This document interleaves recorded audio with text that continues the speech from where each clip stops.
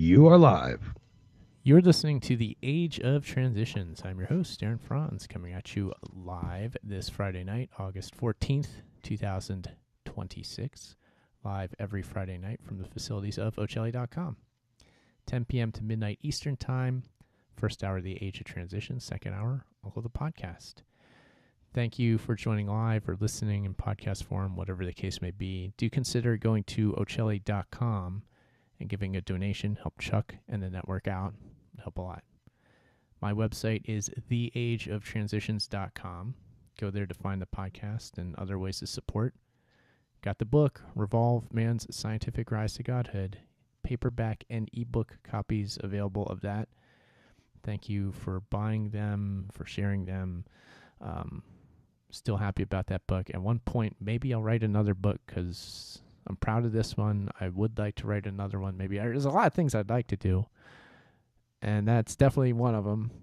Make more videos is another one, but for the time being, bear with me. Theageoftransitions.com. Thank you. We've got the Patreon campaign. That's a way to support the show. And there's a couple other items in the shop at the Age of Transitions and the affiliate links. If you ever buy books, click on the link on my site that goes to bookshop.org. Please do remember that. That'll help me out. And there's the Libsyn coupon that nobody ever uses anyway. But that's there if you want to start a podcast, look into that, whatever. So thank you for listening and for being here. Happy to be here once again. Missed last week, so apologies for that. We're back better than ever. Okay? We're in the age of transitions as always. Yeah, it's the same old thing. I'm going to, for anybody who doesn't know, is not aware, my old YouTube channel, which I had from years ago, I forget, I could look real quick, but it doesn't really matter. It was over 10 years ago that I started it. It is back up and online. So I do the Age of Transitions. The live video version is available on the YouTube channel, so you can find that. That's at the Age of Transitions. You'll find it in all the posts, the link to the video, and you can go to the channel and subscribe to it if you care to. So that's back up and running for what it's worth.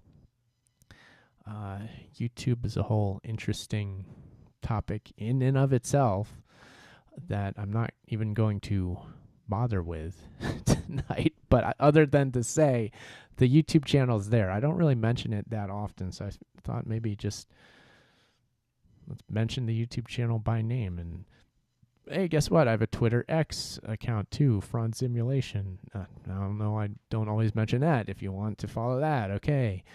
We know that the whole of internet and the whole of communication just about is these giant social media sites now. Everything's fed through social media. We all do everything on social media. We've been forced into this, corralled into this situation. I'm in there and I'm making my media there because there's no other choice. We don't have any other way out. I have my website. Nobody's going to find it, especially if I'm not on the social media platforms linking back to it. You're like, hey, I also have a website. Check it out. Go to it. And people, I want to thank people because I know you make it there. I know people go to the website. And it's enough people that it makes a difference. But I'm just saying, if I were to somehow dedicate the Age of Transitions project to just theageoftransitions.com, it'd be over. You can't do it. Nobody does it. Nobody at any level does that because you can't. This is their world now. And by they, I mean the masters of reality, which reality is a virtual reality. It's where we are now. It's where we live. It's where we spend half of our day every day. If not the whole day. I mean, you could say the whole day because in the augmented reality sense, we're always connected via our device, which we typically always have on our person.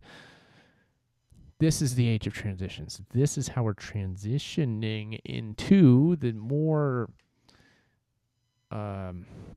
hard and fast and actual transhuman reality.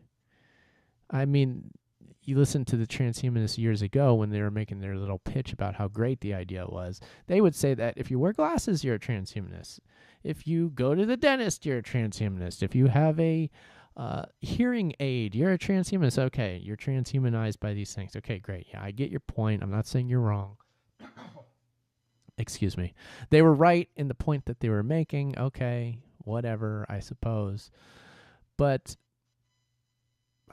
it's a whole lot of whatever. It's insane. It's crazy. We're doing what we can. I'm trying to...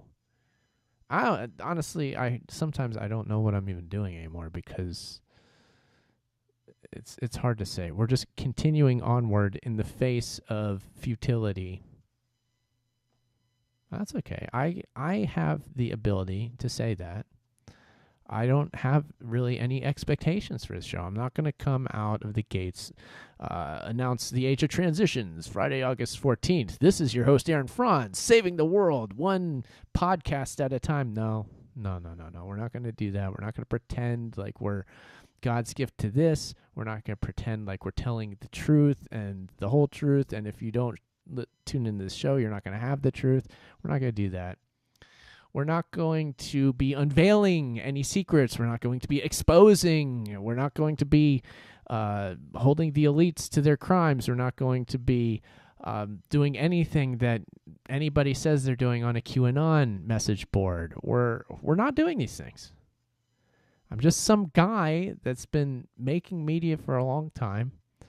I was part of the truth movement 20 years ago. And in the 9/11 truth days, I got my start in this online media creation. I've been making media before that. I've always been making videos and animations and art. I've always been into art, but specifically video since high school. I've been making videos since then until now. And part of it is a compulsive, I need to be creating and making these things just because if I'm not, frankly, I'll kind of go crazy, probably be a little cranky. I might not be a very nice person because I won't have an outlet to, just be creative and just making things. I'm a bit of a busybody. I have to be making something at all times. I have to have some sort of project going or I will not be happy. I will not be a happy camper. Well, that's just me. That's just who I am. I don't know why that is. I don't know if it means anything. Probably not. Just how I am. So, in case you didn't know. Oh, another thing on the personal note, a little bit of an update. The Age of Transition stickers, everybody who did request these to be mailed to them, I have sent them all out. And there's the possibility, I like how that catches the light there. There's a possibility that they might not make it to you in the mail, but I haven't got them returned to me. They do have my return address on them, so they'll come back to me if they didn't make it. So as far as I know, everything's cool. So you should have either already gotten the stickers or they're on their way to you. In addition, I will put out the call once again. If anybody wants these, especially if you're within the States, snail mailed a package to somebody in Canada, and that did cost me something extra. I sent one of those out. I don't know if I want to send another international package, honestly. Expenses are getting higher all the time. I didn't mind sending that one, but I can't be sending too many.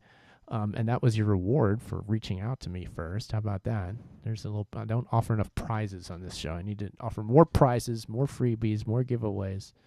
What the hell am I thinking? I'm trying to learn the ways of doing podcasts and making media and retaining audiences and things like this. I'm trying. Stickers. This is a way to promote the show too. Look, I'm promoting the show. Isn't this cool? It is a nice sticker.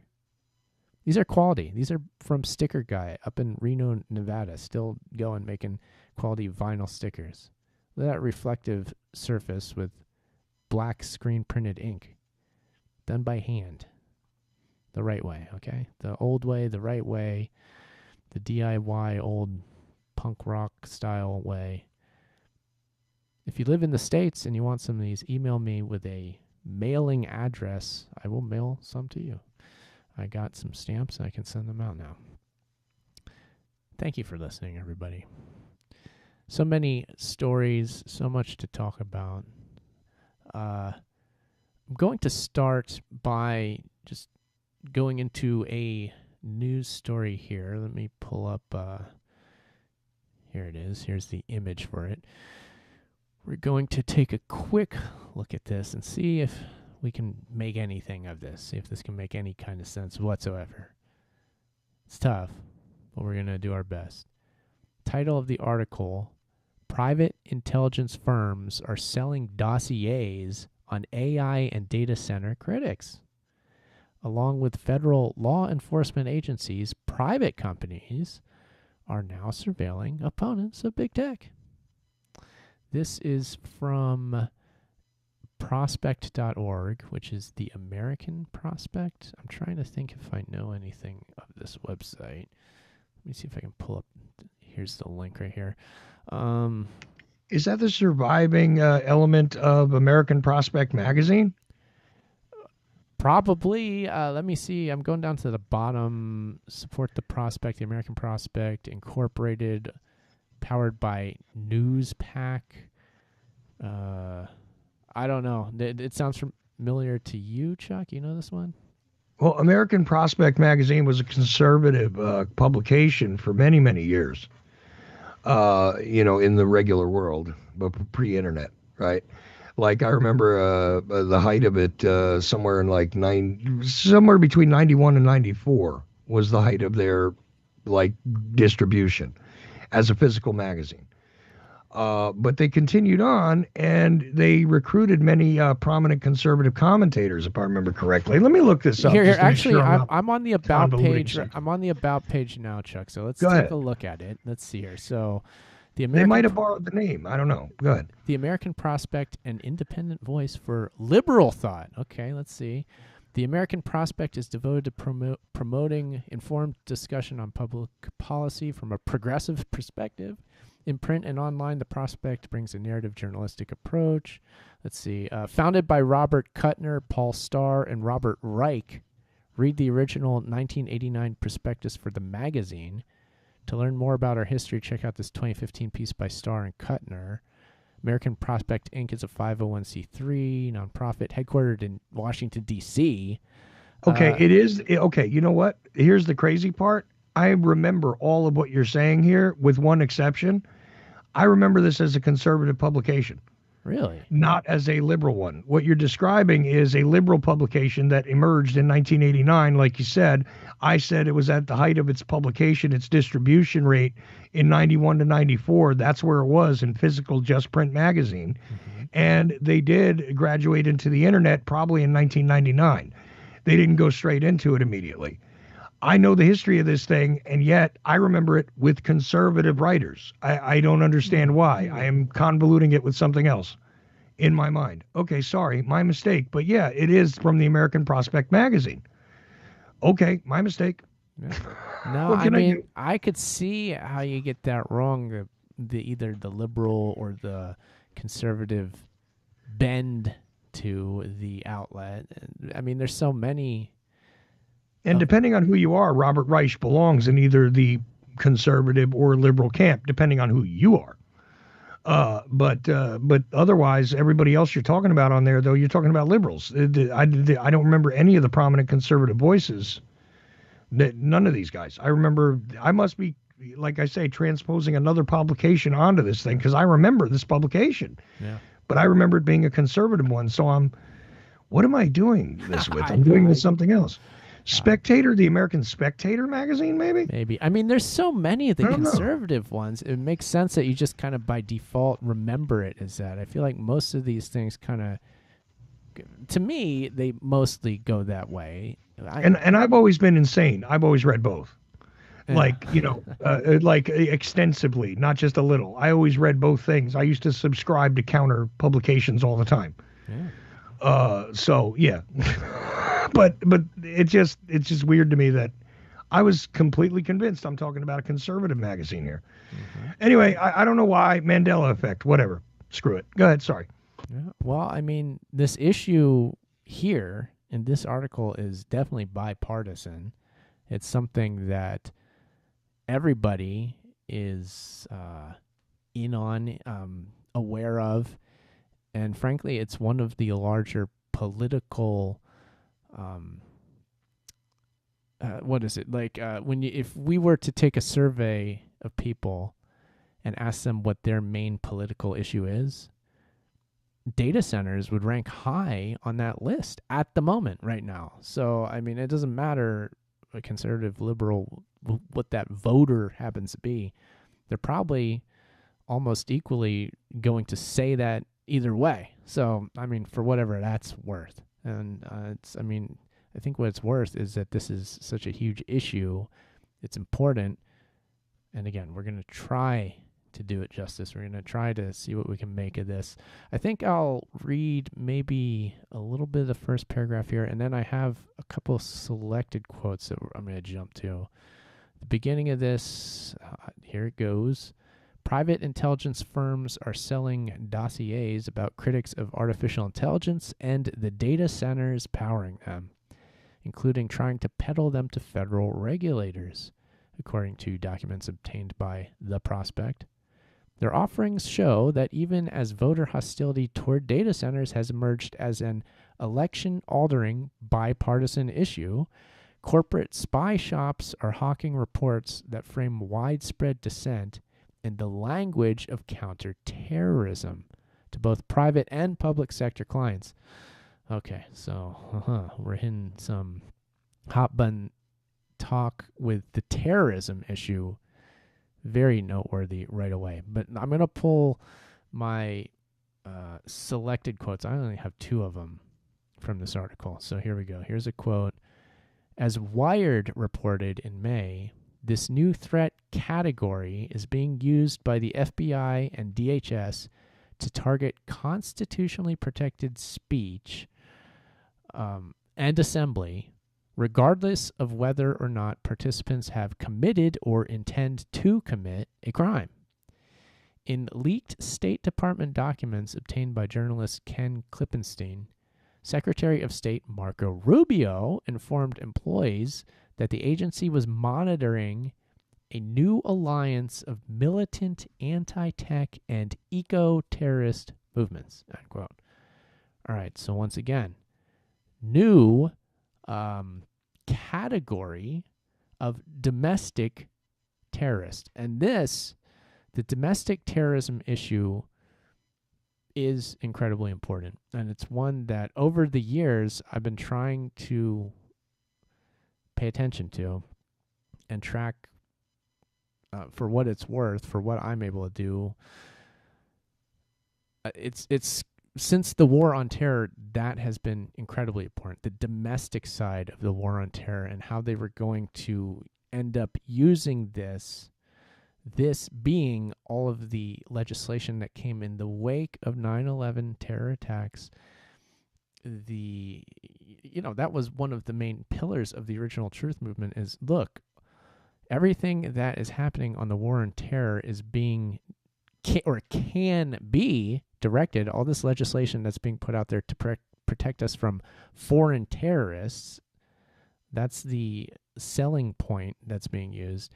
Well, it can be at any point turned around and used domestically on any enemies of the state. Enemy combatants was one of the words used in the Patriot Act, or one of these pieces of legislation used that actual terminology, enemy combatant, and that was thrown all over the place in the truth movement. I haven't heard that one in a while. But this is where we have come, because this is just all part of that same story. The enemy combatants now are potentially anti-data center people.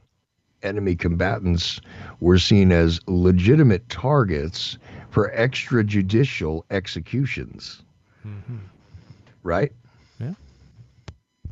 Yeah. So, I mean, hey, they're terrorists. So something has to be done. And you just fold it into the war on terror. You just, so anybody who's been around long enough is on board with what we're saying here, can see the through line over the decades. I hope that we do, because I think if anything is being done of any use on this show that I'm doing now, it's drawing those through lines of, look, we've been around for a while. what was said so long ago, what was legitimate about what we were saying, we being actual, if we're saying truth movement members, people who wanted to get to the truth of whatever this is, of any sort of corruption going on, or the actual speaking truth to power, trying to unravel the reality of what's going on behind that curtain, and the curtain may not be as elaborate as sometimes we make it out to be. What's just going on is that there are power grabs being made by the establishment, the American establishment, in order that they can take more for themselves and control us and take anything from us at any given time. What means are they using to do this? First of all, do we believe that that's happening? I think everybody does now.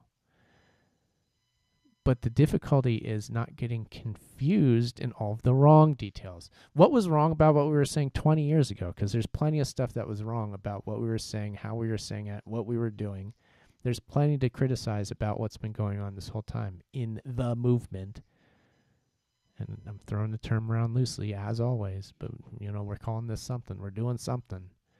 There's always been problems. There still are problems. There's more problems than ever. There's more problems than ever in trying to make any kind of difference. That's just the way it is, and we have to be very honest about that. We have to be truthful about how most of the times this truthing business is a bunch of...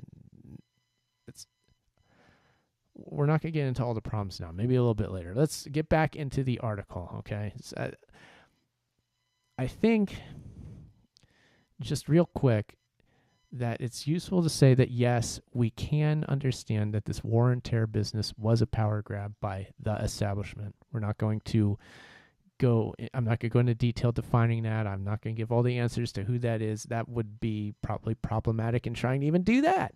But to simply say that there is such a thing as an establishment, that's useful. To say that there is such a thing as just corruption, simple corruption in government, but beyond government, is true. I think also useful to add on to that last point is that government is not the single sole instrument of power to wield over society, over a country, in controlling it. It's not the only thing. Now, does any other actors, power brokers, if you will, are they interested in altering government, in controlling government in any ways that they can figure out? Absolutely, yes. Absolutely.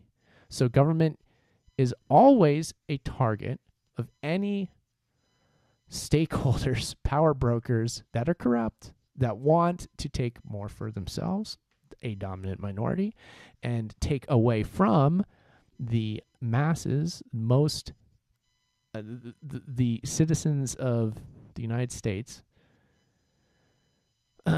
Of course, the prize is to hijack, commandeer the government anytime, anywhere, as much as you possibly can. So yes, government is something we need to look at, but it's not solely like the government. It's like, well, a important question is, who has gotten into position to influence or even to take over the government? What are the private entities? What are the who are the individuals?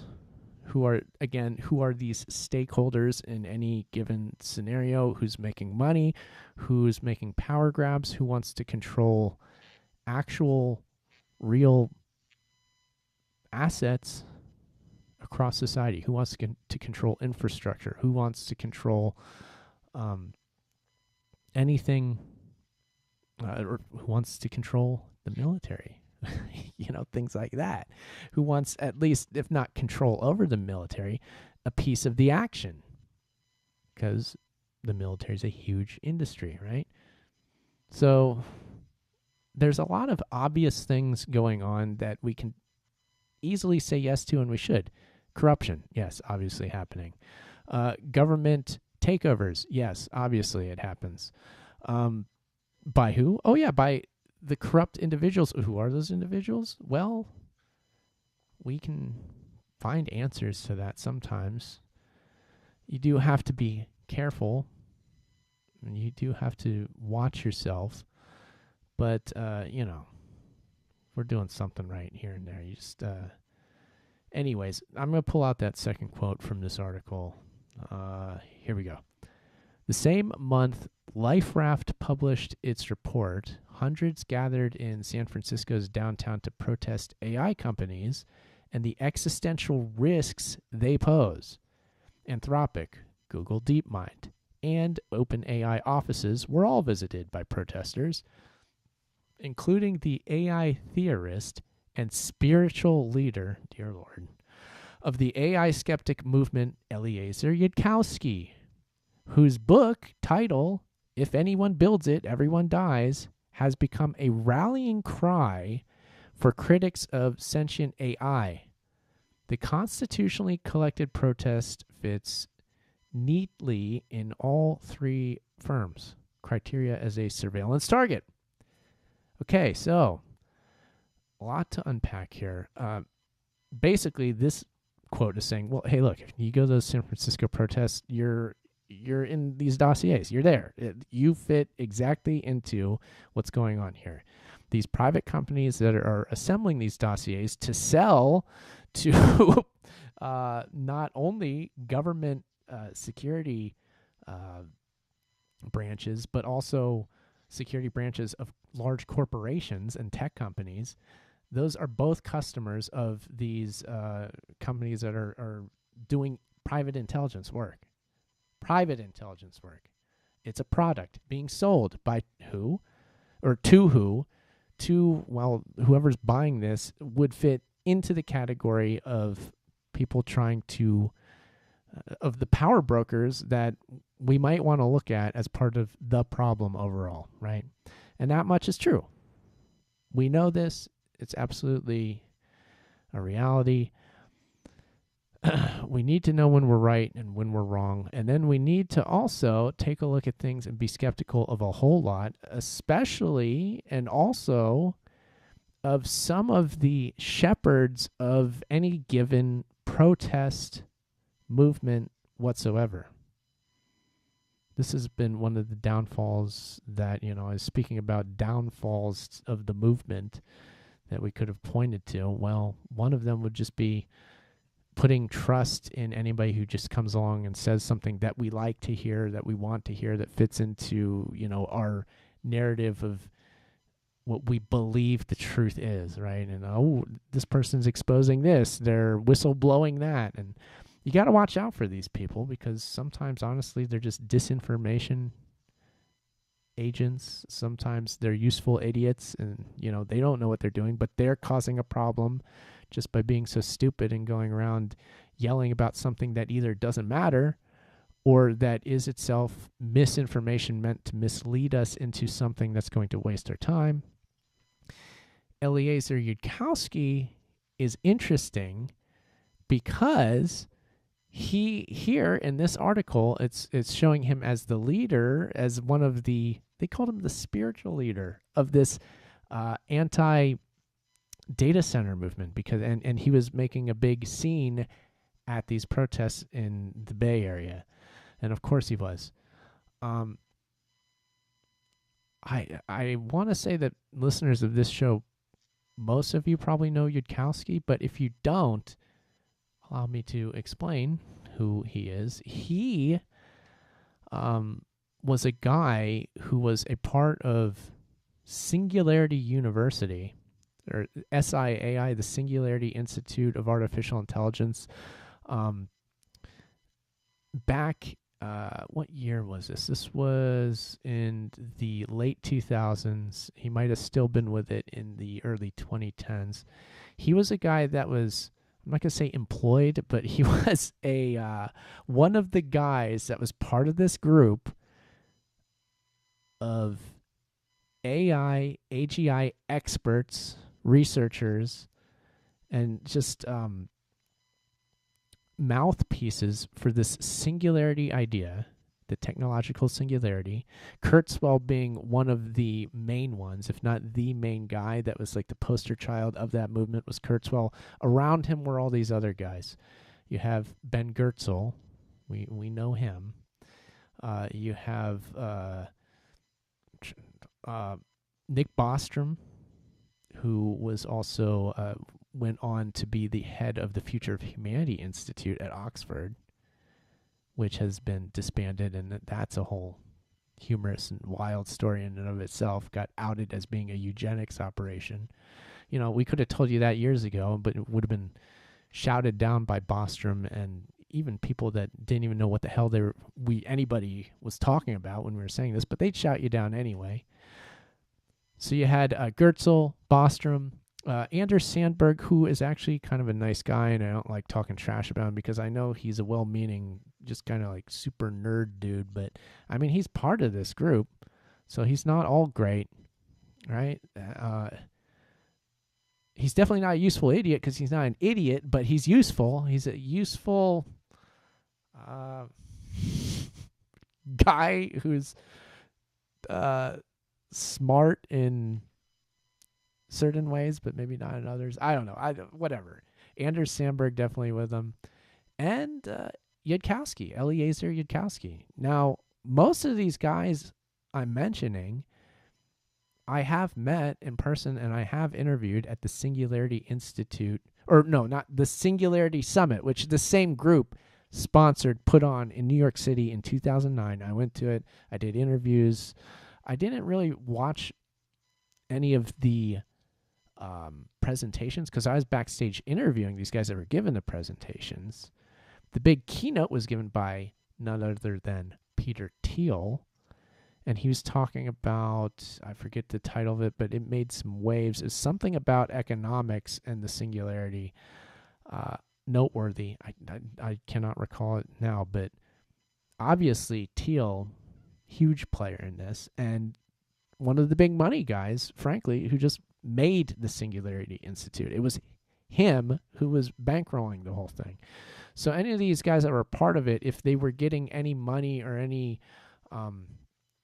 support in promoting the singularity at all, it was coming from, Thiel and probably some other of his big money, big tech guys whose interests are in promoting ideas like the singularity, promoting artificial intelligence, promoting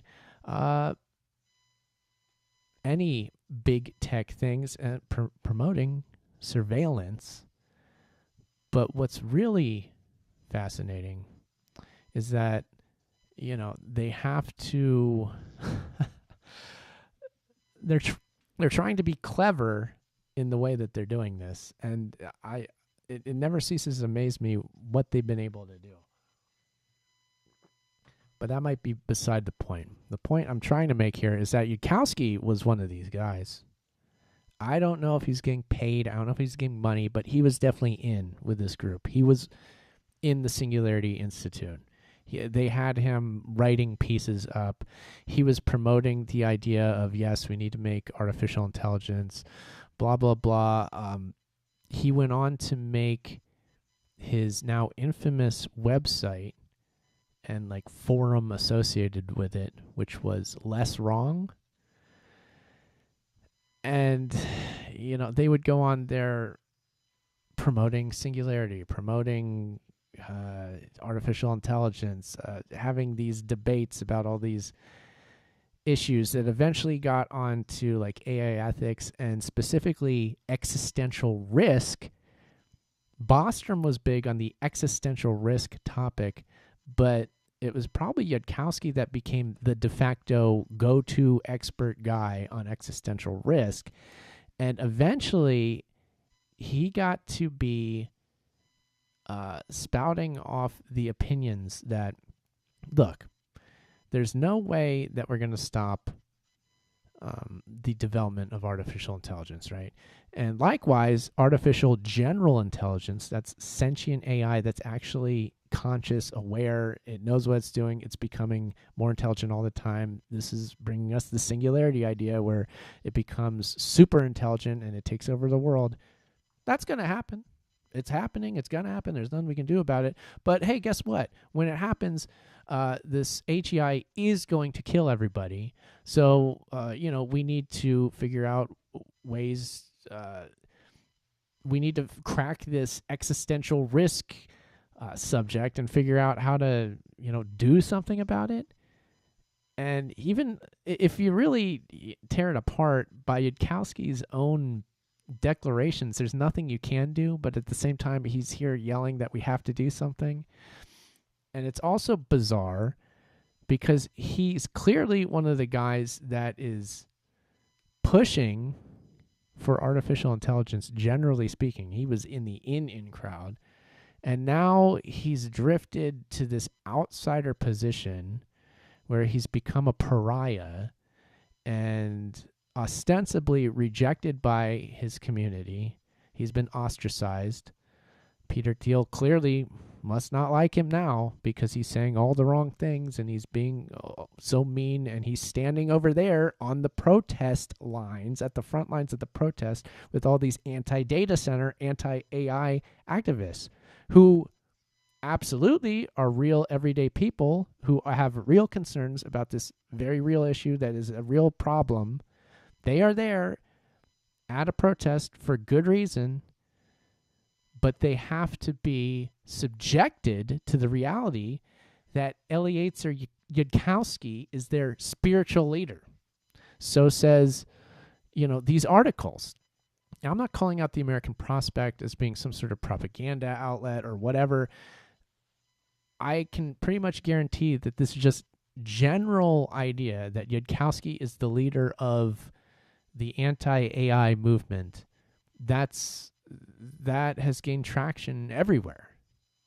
So that's part of the public. That's part of the conversation now. Yudkowsky is one of the guys that's against all this. Okay? So that's a problem.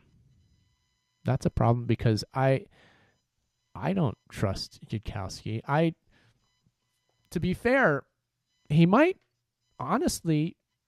be being genuine, honest, and actually mean what he says when he's saying, like, look, I think these things are going to kill us. I believe in the mission. I'm not just making this up. He might actually believe that. But also, this is another perfect example of a guy who in ways is too smart for his own good, but he's also one of the world's biggest idiots. And the fact that he would be a useful idiot in this whole story would not surprise me, at least. Now, it would surprise him because he thinks he's God's gift to intelligence. He founded lesswrong.com. He's the ultimate rationalist. Oh, the rationalism. They go on and on their forums about how smart they are and about, we've used logic to determine this and this, and it's absolutely true, and you're an absolute moron if you don't agree with us. You're a total moron if you don't agree with them. You're stupid. You're just some dumb idiot that doesn't know anything. You should listen to them because they're so smart. Look, they're smart. They're talking about tech. They're talking about AI. They're real smart. They're the smartest eggheads you're ever going to meet. They're less wrong. They're less wrong. And oh, look, they're so humble because they title it less wrong. They'll admit to an extent that, yes, everybody's wrong and, that's science. But no, they're totally self-absorbed and they think they know everything. And that less wrong thing is stupid. It's ridiculous. It's less than a put on. It's absurd. But anyway, anybody trusting Yudkowsky is out of their damn mind. He's clearly insane. I've seen also the point made that, like, look, they're putting out this Yudkowsky guy as the leader of this movement. Look at how much of a buffoon he looks like because he has done that. They show these pictures of him where these stupid glasses and a crazy hat and acting like a nut. And okay. I mean, there is that, but we're in trouble here, okay? And look out. Let's not trust Yudkowsky. Let's not trust any of this. But let's trust the reality that, yes, this is a serious issue. It was always known that as we go forward in the age of transitions, it would be necessary to find ways to just to propagandize, first of all, but beyond that, just create an environment that has no other recourse then but to accept the dictates of technology. And that absolutely is the online space, which we were saying at the head of this show. It's all social media sites owned by these same guys, owned by the same stakeholders, the same players. They have their hands on the levers of control of communication. It's theirs. The airwaves are theirs. They own them. Not only do they make these terms of service agreements that we all have to abide by, but I mean, the algorithms are theirs to have and to hold and to protect because they're proprietary. We can only guess as to what they're doing with them. We can make educated guesses because we can see how these platforms operate. And yes, we get actual reports made famous by Facebook, Meta, that yes, of course they made their platforms purposely addictive. They knew what they were doing. Of course they wanted to do that. The whole thing is set up to be addictive, but it's more than that.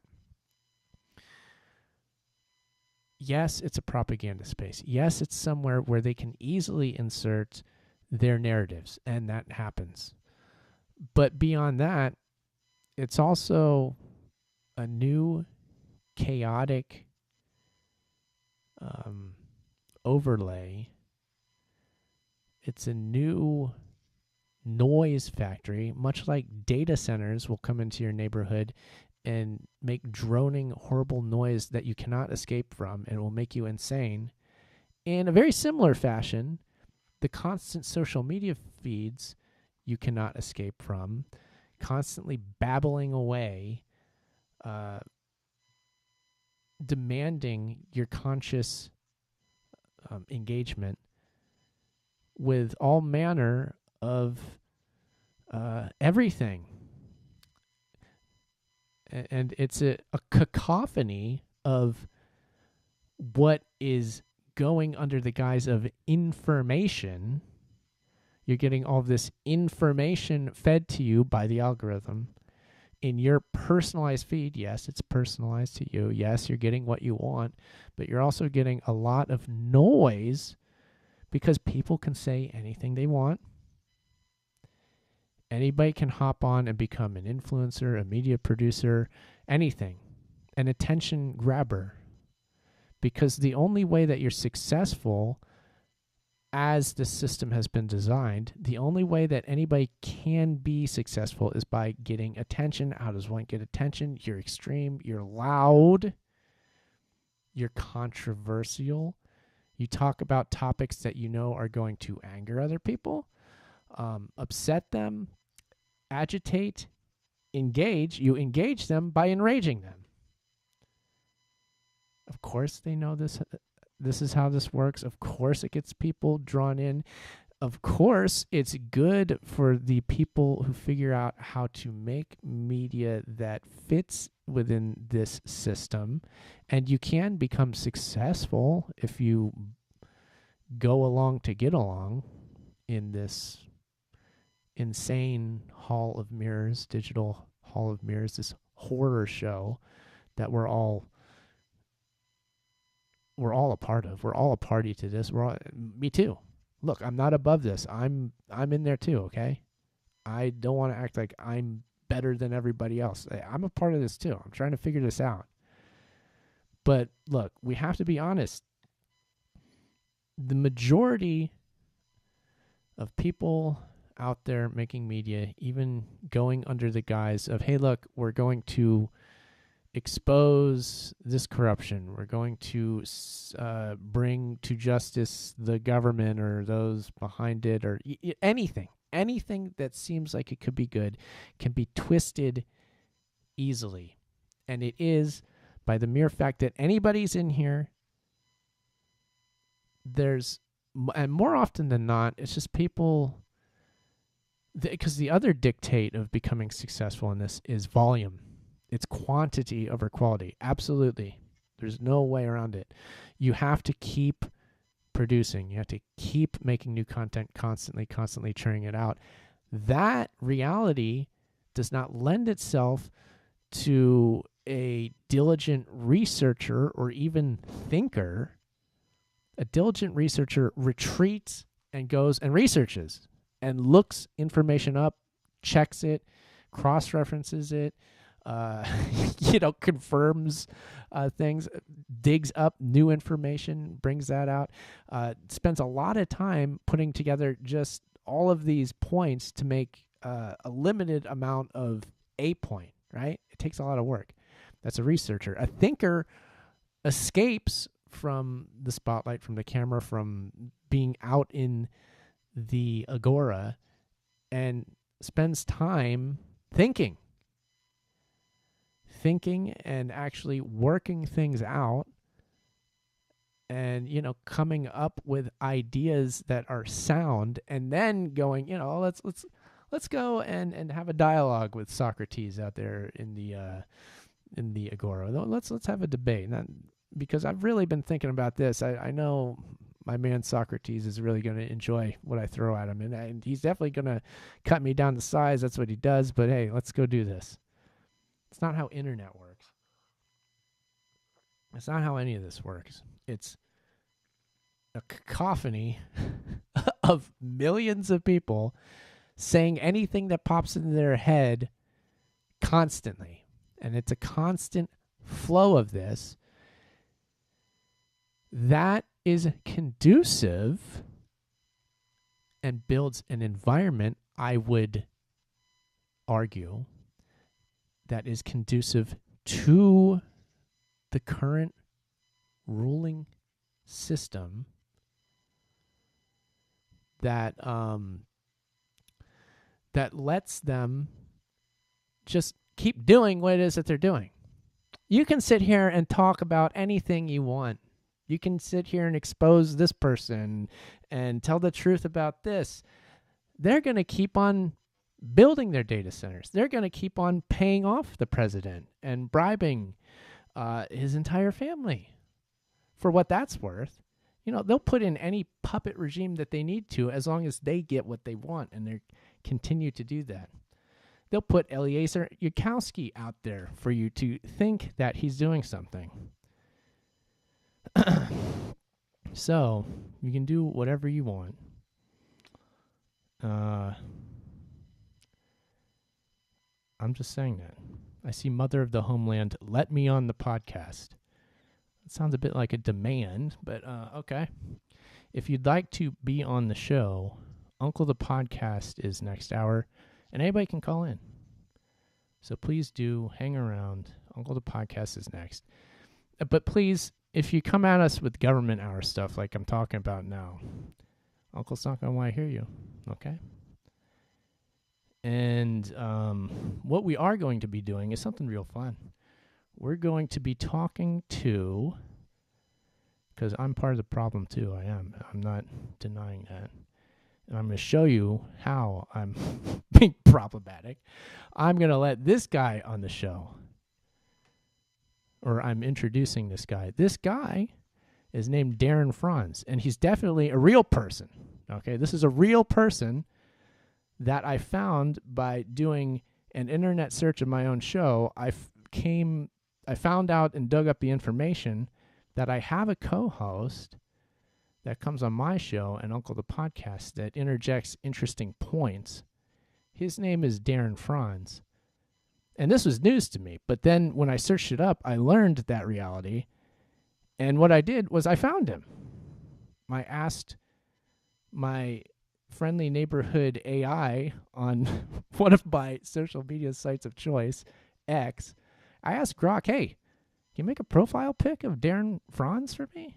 And it was very nice. And it's like, well, it went into this explanation. Now, it seemed to think that there was no Darren Franz and that I was the host of this show. It's like, well, okay, the actual host is Aaron Franz, and here's a picture of him. So it gave me a picture of somebody who's not me, and that's how I realized that it was lying to me. It knew that Darren Franz was real, and it gave me an image of him, and now I have him, and he's going to be on the show.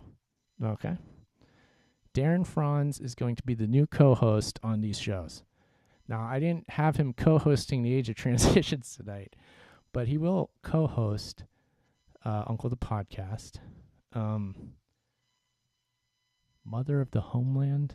Is that you? Mother of the Homeland? Go ahead and call in. You can talk to Darren Franz if you want to. That'll be fun. Yeah, so go ahead and talk to Darren Franz. We're going to be having fun on that show. We're not going to be talking about the government, because that's what I do here, and I don't even do very good at it. But I try. I don't know why I do this, because I don't know why I do it. But, oh yeah, that's right. It's a compulsion that I have. That's why. I'll admit the reasons that I do things. It's a weird compulsion that probably isn't doing anybody any favors. But at least I'm putting my best foot forward. And I discovered the truth that Darren Franz is a real person, and I'm bringing him on the Uncle Show. So I get that going for me. So thank you for listening to this episode of The Age of Transitions. Do stay tuned to the Ocelli Radio Network. Uncle's coming right up. We're going to have a very special show. It's going to be good. theageoftransitions.com is my website. I'll leave you, as always, by saying, Seeker, seek on.